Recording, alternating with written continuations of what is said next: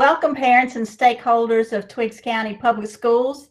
This is the annual Title I Parent Informational Meeting.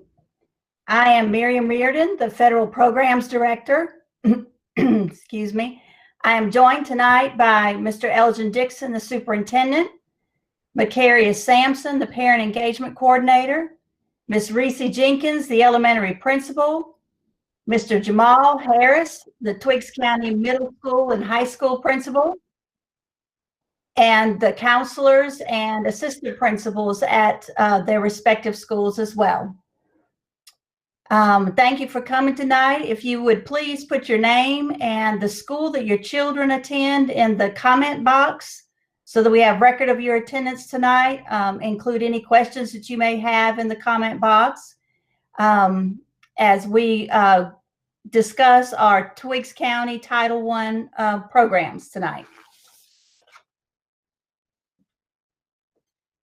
We're going to start with what is ESSA?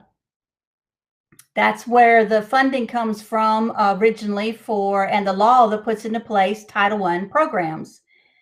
ESSA is a reauthorized version of the Elementary and Secondary Education Act of 1965. It was amended in 2015, and that's where the term ESSA comes from, the Every Student Succeeds Act. It gives states the authority to identify their own goals and to address their concerns for assessment in English language arts proficiency, the content areas proficiency, and graduation rates. So what is Title I? Title I is the largest federal assistance program for our nation's schools. The goal of Title I is a higher quality of education for every student, every child. The program serves millions of children in elementary and secondary schools each year. Twiggs County schools are Title I schools.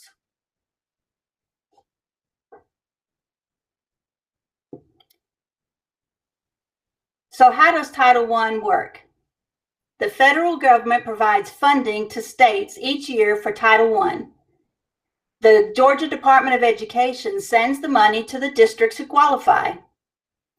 The school district provides the information to the state to determine how the money will be allocated to the different schools, and then the schools implement the Title I school-wide program.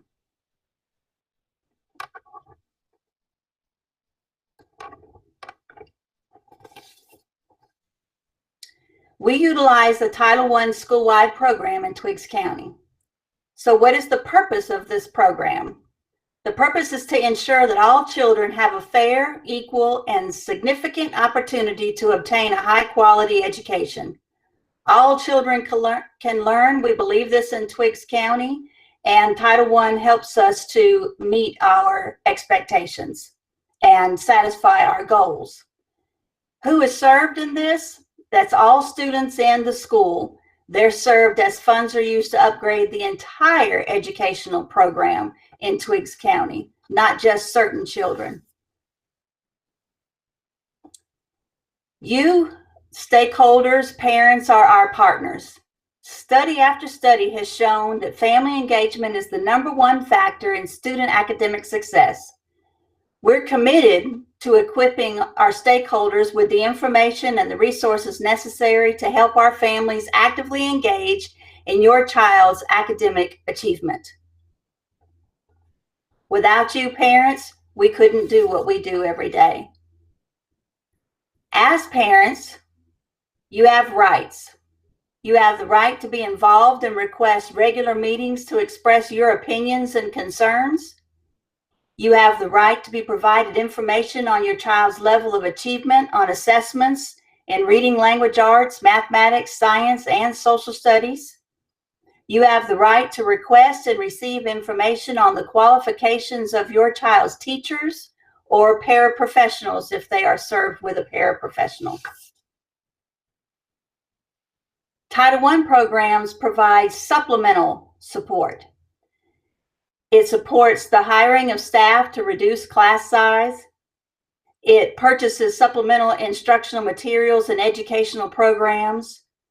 It provides supplemental support and parent involvement activities, additional training for our school staff, extra time for instruction, such as after-school programs, Saturday school. To do the things that we do in Twiggs County, we practice Georgia's system of continuous improvement, and we utilize our federal funds to make sure that we meet the needs of the whole child. We put together all of the federal funds that we have to meet the who, which is the whole child, and what we do and how we do it is on the chart in front of you. So who decides how funds are going to be used? It's a team effort to do this. We come together with parents, principals, teachers, other staff members, the students in the middle school and high school. We put all of these groups together, and that's who decides how the funds are going to be used. This year in Twiggs County, our plan for the money is to, the team that came together, we decided to use it to purchase educational resources for children. We're utilizing this money for personnel, putting paraprofessionals in every kindergarten classroom to support the learning that's going on and reduce the number of students per adult in the classrooms. We put paraprofessionals that support literacy in all of our schools. We've also funded an academic coach. We fund family engagement through supplies for the Parent Resource Center, curriculum events for parents, and the family engagement coordinator that we have. And these things help us to accomplish our goals. These decisions and the goals are also a team decision. The goals that we're working on in Twiggs County, I'm gonna start off with our district goals. Our district goals, the first one is working on school climate, promoting the safety and academic excellence and the students' personal experiences in Twiggs County as they move through our school system. Our second goal is to decrease student absences and teacher absences and other staff members. And finally, it's to increase our Lexile scores, which in a nutshell, increasing the Lexile scores means that we're focusing on literacy. Literacy is very important to us. Literacy impacts all content areas, and it can be measured through Lexile scores, and that's why the goal has Lexile scores as the thing that we're going to increase, because then when Lexile scores increase, so does literacy. With the district goals, we break it down then into the individual schools. These teams that I discussed earlier work within those schools to come up with their goals. And at Jeffersonville Elementary School, they're working on, again, their Lexile scores. They're working on improving academic achievement in math. They're working on improving the school climate by promoting safety, academic excellence, and the students' experiences every day. At Twiggs County Middle School, they are, again, working on their Lexile scores. And again, the Lexile scores are going to impact every subject and every child in the building. They want to increase the percent of stakeholders who feel that there's a positive school climate. So not just focusing on what the students think of the school climate, but stakeholders outside of our school, the parents, the teachers within the school, and other community members. And their last goal is to decrease student and teacher absence. And finally, Twiggs County High School's goals.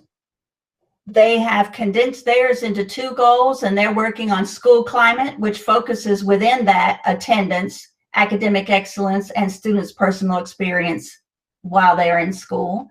And to increase fluency and comprehension, which again, fluency and comprehension are measured by Lexile levels. So when we increase Lexile levels, we will also increase fluency and comprehension. So all of these goals and the plans that we have and how we're utilizing these funds takes us to a very important team member. And that team member is Ms. Macaria Sampson, and her role in family engagement. And she is going to describe to you exactly how she works within her role and how she fulfills the goals that we have for families. Ms. Sampson? Thank you so much, Ms. Reardon, and good evening, everyone. As Ms. Reardon said, my name is Macarius Sampson, and I serve as your Twiggs County Public School District Family Engagement Coordinator. Tonight, I will be talking about everything family engagement. So, the definition of family engagement is the process used to build genuine relationships with families. Family engagement should empower parents, improve family well-being, and ensure the success of the child. We have for you a list of opportunities to not only get, but remain engaged. And if you bear with me, I will go through this entire list. Parent conferences. These are opportunities we have set aside to discuss your child's progress. That progress could include grades, attendance, behavior, and even extracurricular activities. Parent portal. You don't have to wait for parent conferences to be informed about your child's academic progress. With Parent Portal, your child's attendance, grades, assignments, fees, and even behavior issues are at your fingertips. You can also update your contact information and see important dates such as holidays. Surveys. As a school system, we may be professionals. However, we understand that we do not have all the answers. So when we send out surveys, ask for your opinions, suggestions, and feedback, it is essential that you tell us what you think. Resource centers. We have a resource center at each school. The elementary school resource center is located on the second hall in room 47. The middle high school resource center is across from the 400 hall entrance to the library. These centers contain excellent pamphlets, brochures, and magazines for parents. They contain books for students and educational games and activities for the entire family. Newsletters. We are going to be ordering middle years and high school years newsletters to send home monthly. These newsletters, are chock full of helpful information regarding the issues associated with preteens, teens, and all that goes along with raising a child in that age range. E-tips. We will share simple, daily tips to encourage a healthy interaction between you and your child. These will be tweeted and posted on Facebook. Twigs Basics. Born out of the Vitamins Reading and Literacy Project, which was designed to assist parents with 2 and 3-year-olds with preparing their child for school, Twigs Basics has a similar mission, but includes families with children from birth to 5 years old. Parent parties. Now, this is an initiative to teach parents how to promote learning at home. These parties are not your traditional meeting or workshop, but are a means of educating parents in a fun and relaxed atmosphere. Interactive games and activities are used to equip parents with strategies to use at home. These events build relationships between staff and families, as well as among different families. Their motto is, no more meetings for us, let's have a party. And last but not least, Watchdogs. Created in 1998, it has grown to be the nation's largest and most respected school-based family and community engagement organization. The acronym DOGS stands for Dads of Great Students. Now, watchdogs can be fathers, grandfathers, stepfathers, uncles, and father figures. These men will commit to at least one day in a year in a variety of school activities. This initiative works to increase positive male presence in the school system. Next slide, please. Family engagement requirements.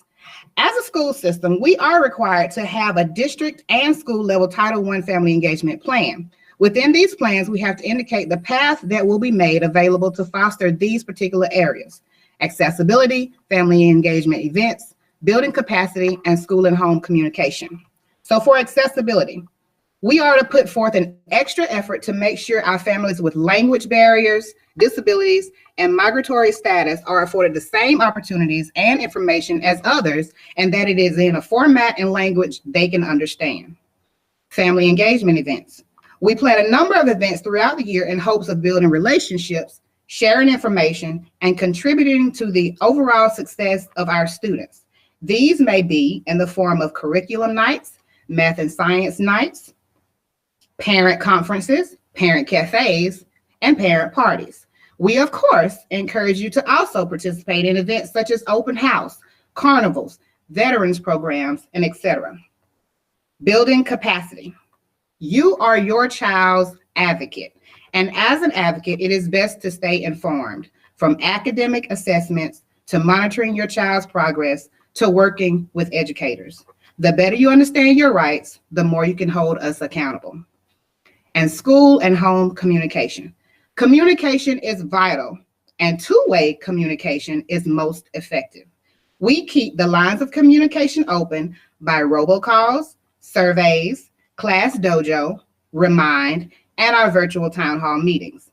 Please, please, please, I cannot say this enough, update your contact information as often as is needed. Give us a call, use Parent Portal, even send us a note. Next slide, please. Technical assistance for parents. Under family engagement, we are required to provide technical assistance. As you know, our students started the year out virtually, and we provided how-to videos for making that transition smooth. These and other resources can be found on the district's website under virtual learning information. That's www.twigs.k12.ga.us. I do believe the virtual learning information link is the third slide that changes at the top of the page. It includes student log-on info, bus routes and times for student meals, Parent Portal, a video for Google Classroom, and frequently asked questions. Next slide, please. Partnering with stakeholders. As you already know, Twigs is a very close-knit community, and there are a number of businesses, organizations, and civic groups that are more than willing to partner with the school to provide much-needed resources and services. If you look at the picture on the left, General Manager of Wolf Creek Advanced Disposal, Mrs. Virginia Villatoro, and myself were pictured here, and she donated 940 water bottles for our students to use in lieu of drinking from the water fountain to cut down on germs. If you look to the left, to the right, Twigs County Family Connections Director, Mrs. Leah Toney, reached out to Tyson Foods and held food drives. In the cluster of pictures, you can see Mayor Charles Williams, Commissioner Lonnie Ford, and Mr. Marvin Nesbitt. The food drives were a success thanks to the many volunteers who gave their time, including teachers, administrators, custodians, community members, and parents.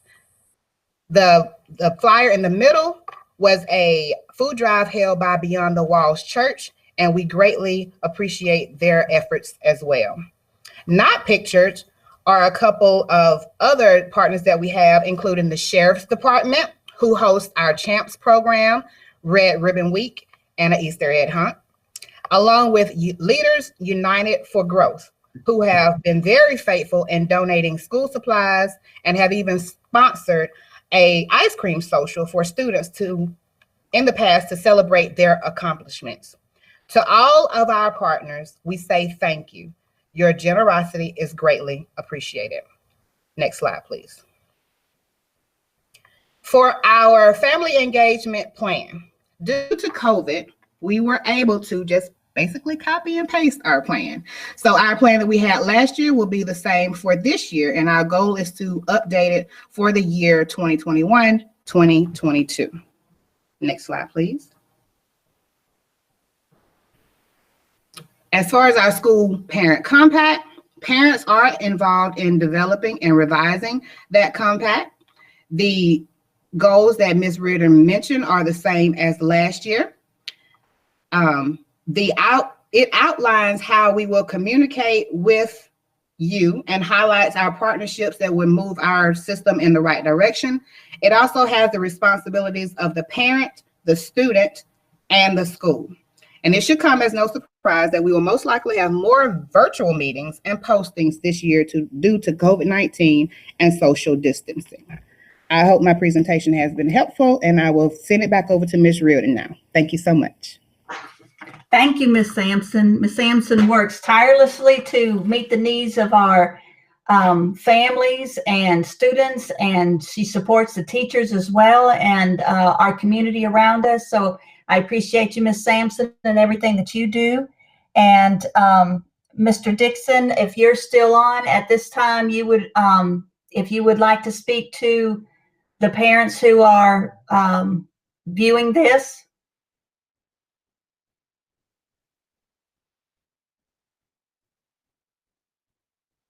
I don't see him on at the moment. Mr. Basley, do we have any questions that were put in the comment box for tonight?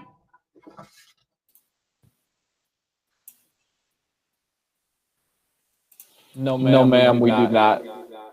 Okay, great.